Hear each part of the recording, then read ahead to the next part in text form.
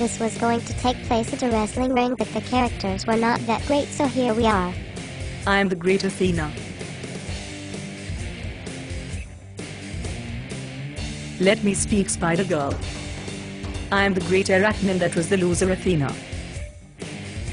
A story about Greek mythology. Woo. The tapestries she wore vary among the greatest artworks of the day. Hell yeah. All who watched her, even the nymphs, were amazed at her skill. Just watching her gave pleasure. I will be the narrator. Bring it on. It was felt that she must have the special teaching and patronage of the goddess of weaving. Athena. Thoughts me.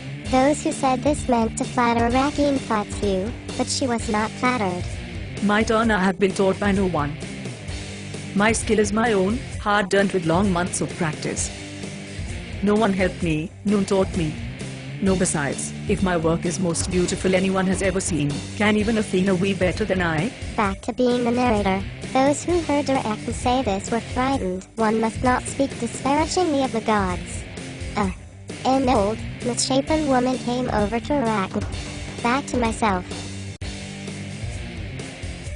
Your work is very beautiful, but it is not that of an immortal. You are too bold to suppose you cannot be outdone by Athena.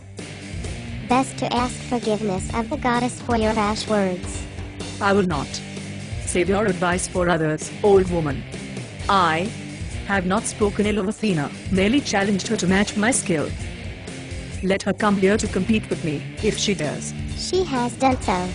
A narrator talks again. The old woman threw off her cloak, revealing herself to be the goddess, Athena, which Arachne claims she did not know.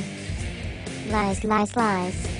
The robe she wore was of her own making and was dazzlingly beautiful.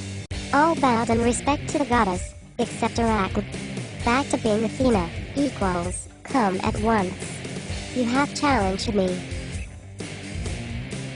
Let the games begin.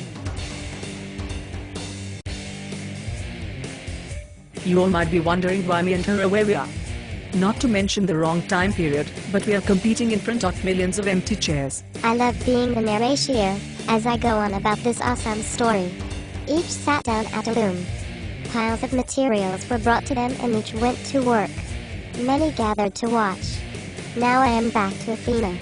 Athena wove a tapestry for gods and goddess, telling of their great deeds and their punishment of mortals who would not admit the supremacy of the gods. Arachne was not to be cowed by the stories portrayed by Athena. Her tapestry showed the cruelties the gods sometimes committed against each other, and their own misdeeds. Narrator again. Arachne's tapestry was exquisite. Not even Athena could find fault with it. Her jealous rage was increased by the insults to the gods Arachne had portrayed. Calling all angels is a song that popped on while making this. So I am back to being myself again. Here I go. Athena tore Arachne's tapestry off the loom and threw it in the dirt. Then she turned toward Arachne. Finally frightened, Arachne fled. Knowing the wrath of Athena would follow her wherever she went, she hanged herself. Kool-Aid. Athena, goddess of wisdom as well as weaving, swallowed her anger. She did not want such talent to disappear from the world of mortals, yet she still wished Arachne to be punished for her boldness. Athena decided Arachne would spend until eternity spinning, but not in the form of a woman. My turn to narrate for the last time. Jerk.